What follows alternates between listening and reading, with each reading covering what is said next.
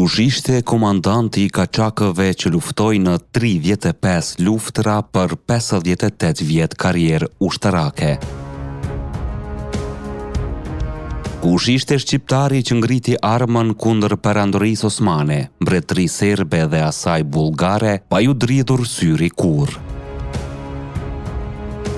Kush ishte trimi që si 70 vjeçar vrau me dorën e tij 20 ushtar bullgar? E u bët meri i sultanëve dhe i mbretërve të Ballkanit. Emri i tij ishte Idris Seferi, plaku që nuk u plak kurrë në shpirt. Shqiptari që nuk e uli pushkën as kur flokët ju zbardhan. Heroi që sfidoi epokat e njëpasnjëshme, duke u bërë simbol i rezistencës shqiptare për më shumë se gjysmë shekulli. Para se të nisim këtë udhëtim në përjetën e njërit prej komandantëve më të pathyeshëm të historisë sonë, nëse ndjeni krenarin që rjedh nga rënjët tona, mos harroni të pëlqeni këtë video dhe të abonoheni në Histori Epike. Kështu na ndihmoni të vazhdojmë të risjellim historitë e lavdisë shqiptare që nuk guxojnë të harrohen. Tani, le të kthehemi në vitet kur fjala liri nënkuptonte pushk, gjak dhe sakrificë. Idris Seferi lindi në vitin 1847 në fshatin Sefer të Karadakut afër Preshevës, një tokë e stërmbushur me histori dhe luftra, ku shqiptari ose duhej të përkulej ose të ngrinte kokën me pushk. Idrisi zgjodhi këtë të dytën. Që i ri a ju bë pjesë e rezistencës kundër sundimit osman. Duke hyrë në histori si njën nga figurat më të rëndësishme dhe më të pamposhtura të kaçakëve shqiptar. 58 vjet karrierë ushtarake, 35 beteja të mëdha, 3 pushtues të ndryshëm. Këto nuk janë numra, janë plag, janë krenari, janë lavdi që nuk shuhen kurrë. Në pranverën e vitit 1875, në malsinë e Preshevës, ku toka shqiptare digjej në këmbën e pushtuesve, një betejë përgjakshme po zhvillohej. Në balë të saj qëndronte një djalosh trim me shikim të rrept dhe guxim prej mali, Idris Seferi. Plumbat osman e qelluan 2 herë në kokë, por ai nuk u përkul. Gjaku që i rridhte mbi ball nuk ishte dobësi, ishte vull e betimit për liri. Më pas, gjatë veprimtarisë së tij në Serbinë Jugore, Idrisi bie në duart e perandorisë osmane. U dërgua në burgun famkeq të Nishit dhe u dënua me 101 vjet burg. Sikur ta ndëshkonin një epokë të tërë brenda një njeriu. Por koha e tij nuk ishte ardhur ende për të pushuar. Në vitin 1877, kur lufta ruso-osmane tronditi themelet e sultanit, Idris Seferi rifitoi lirinë dhe u kthye në betejë. Ndërsa ushtria serbe përparonte në jug, Idrisi me qetën e tij u doli përballë deri në Vranjë e Leskovec, duke luftuar si rufej në përbjeshkët e Kosovës lindore. Ai ishte më shumë se një luftëtar, ai ishte një simbol i gjallë i qëndresës shqiptare. Në vitin 1879, në betejën e Nokshicit, gjatë luftës së Plavës, Idris Seferi udhëhoqi 100 burra shqiptar që zbrapsën ushtrinë malazeze me guxim të pashoq.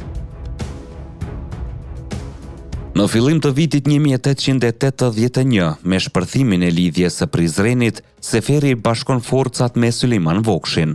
Ata e marrin Shkupin, më pas e çlirojnë Kumanovën, Preshevën dhe Gjilanin. Por sultani nuk qëndron duar kryq. Forcat e Dervish Pashës i vërsulën mbi ta. Seferi lufton në Caralev, Shtime dhe Slivov përpara se të tërhiqet në malet e Karadakut, aty ku ai gjithmonë gjente stre dhe frymëzim.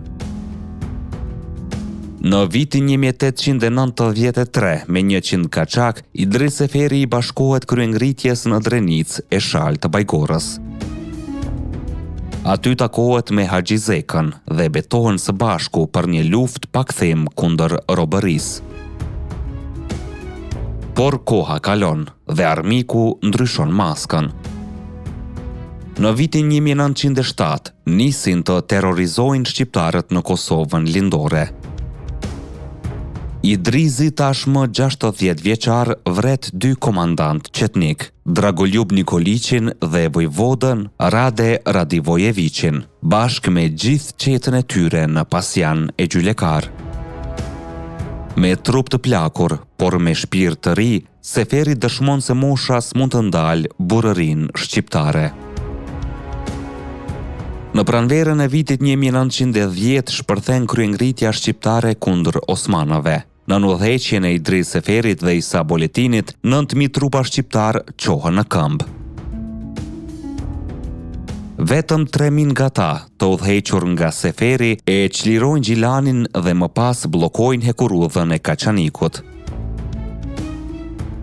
Në grykën e Kaçanikut, Seferi përballet me një ushtri prej 40.000 osmanësh, për më shumë se 2 javë, pa artilleri, pa përkrahje, vetëm me forcën e armëve dhe besimit në liri. Në betejën e fundit, pas 13 orë luftimesh të përgjakshme, ai tërhiqet në Komogllav, ku vetëm me duart e tij vret 12 ushtar turq. Por epilogu nuk mbaron këtu. Ai kthehet në malet e Karadakut, ku lufton me trimat e tij, duke shkaktuar mbi 2000 viktima në radhët e osmanëve. Me një saktësi prej mjeshtri dhe një zemër që s'kishte njohur frikë, Idrizi dhe luftëtarët e tij u kthyen në legjendë. Njën nga komandantët osman raportoi: "Kemi përballë një armik që nuk njeh ligj tjetër përveç tokës dhe nderit të tij. Nuk dorëzohet, nuk pranon oferta, lufton sikur çdo ditë të jetë e fundit." Në betejën e Caralevës ata i zbrapsin turqit, por tradhtia e disa serbëve vendas i çon në rrethim. Idris Seferi dhe Isa Boletini arrin të shpëtojnë, por pasojat janë të rënda. Mijëra shqiptarë vriten, dëbohen dhe internohen. Pavarësisht shtypjes së egër, zemra e shqiptarëve ra më fort. Në mars të vitit 1911, Idris Seferi bashkë me Isa Boletinin përballen me Osman Pashën dhe trupat e tij. Me taktika të mençura dhe prita të befasishme, ata ndajnë ushtrinë osmane në 3 pjesë dhe pas 1 muaji lufte, Osman Pasha detyrohet të tërhiqet. Fitoria u takon shqiptarëve. Por stuhia më e madhe do të vinte në prill të vitit 1912. Nën udhëheqjen e Hasan Prishtinës, Idris Seferi, Isa Boletini, Bajram Curri dhe të tjerë vendosin për një kryengritje të përgjithshme shqiptare. Ishte kjo kryengritje që do të trondiste themelet e perandorisë osmane dhe do t'i hapte rrugë shpalljes së pavarësisë së Shqipërisë vetëm disa muaj më vonë. Idris Seferi ishte sërish në balë të ngjarjeve, duke u bërë një nga udhëheqësit kryesor të kryengritjes. Ai ishte në vijën e parë të frontit, komandant, strateg, luftëtar, hero. Kjo kryengritje kishte një karakter mbarkombëtar dhe për herë të parë kërkesat nuk ishin më thjesht për liri lokale, por për autonomi shqiptare, për bashkimin e 4 vilajeteve dhe për arsim e administrat në gjuhën shqipe. Me rreth 30.000 luftëtar shqiptar nga të gjitha trevat u çliruan shumë qytete, ndërto edhe Shkupi, Kumanova dhe Tetova. Idris Seferi bashkë me Hasan Prishtinën, Isa Boletinin, Bajram Currin e të tjerë kishin krijuar një aleancë të pathyeshme. Veti Idrizi luftoi në rajonin e Karadakut dhe mëtej drejt Shkupit, ku mori pjesë në përpjekjet për të hyrë në qytet dhe për të ngritur flamurin kombëtar. Presioni nga kryengritja shqiptare detyroi sultanin që të pranonte kërkesat e tyre. Një fitore historike që i hapi rrugë shpalljes së pavarësisë me 28 nëntor 1912. Por gëzimi i pavarësisë nuk zgjati shumë. Pas largimit të osmanëve, tokat shqiptare u pushtuan nga fuqitë fqinje: Serbia, Mali i Zi dhe Greqia. Serbia në veçanti ndërmori një fushat të egër represioni në Kosovë me qëllim në nshtrimin dhe serbizimin e popullsisë shqiptare. Idris Seferi u hodh në malet e Karadakut dhe filloi rezistencën e armatosur kundër Serbisë. Ai organizoi qeta dhe sulme guerile mbi ushtrinë serbe, duke shkaktuar humbje të mëdha në rajonin e Gjilanit, Kumanovës dhe Karadakut. Në këto vite, ai u bë simboli qëndresës kundër pushtimit serb, duke ruajtur kontaktet me prijes të tjerë si Isa Boletini, Hasan Prishtina dhe komandant lokal në luginën e Preshevës. Në vitin 1915, lufta e parë botërore po zhvillohej. Fronti i ri i rrezikut ishte Bullgaria. Pas largimit të përkohshëm të trupave serbe, bullgarët hynë në Kosovë dhe në rajonin e Karadakut. Idris Seferi nuk reshti së luftuari.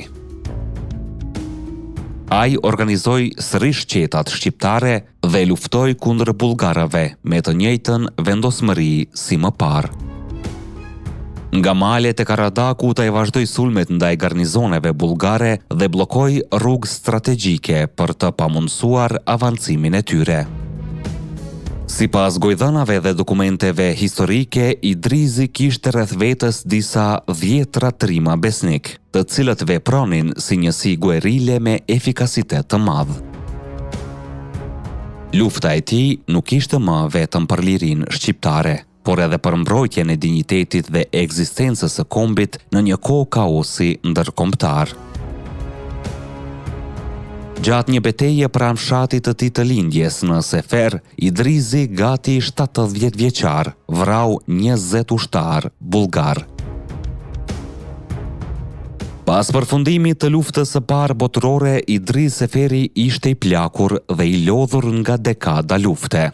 Megjithatë, nuk u dorëzua kurrë dhe nuk pranoi të nënshtronte kokën para asnjë pushteti të huaj. Edhe pse mbi 70 vjeç, ai marshonte në male me kaçakët e tij si djalë i ri. Thuhet se ushtarët e huaj pyesnin shpesh: kush është ky plak që s'lodhet kurrë, që vjen si erë dhe ikën si hije? Ai u arrestuan nga autoritetet serbe në vitin 1921. Shkaku ishte i thjeshtë. Autoritetet nuk mund të lejonin që në mesin e shqiptarëve të qëndronte ende i gjallë një simbol kaq i fuqishëm i rezistencës. Idris Seferi vdiq në burgjet serbe në vitin 1927 në moshën 80 vjeçare, në rrethana të paqarta.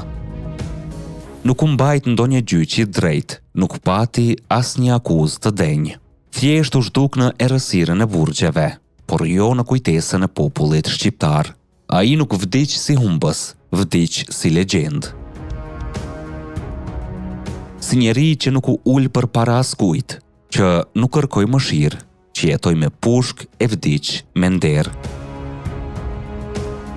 Sot Idris Seferi është një nga figurat më të mëdha të rezistencës kombëtare shqiptare.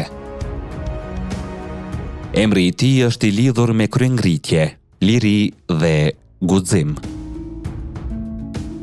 Ai nuk pranoi të bëjë pjesë e kompromisit, as të shiste idealin për rehati personale. Ai zgjodhi shpatën në vend të servilizmit, burgun në vend të heshtjes.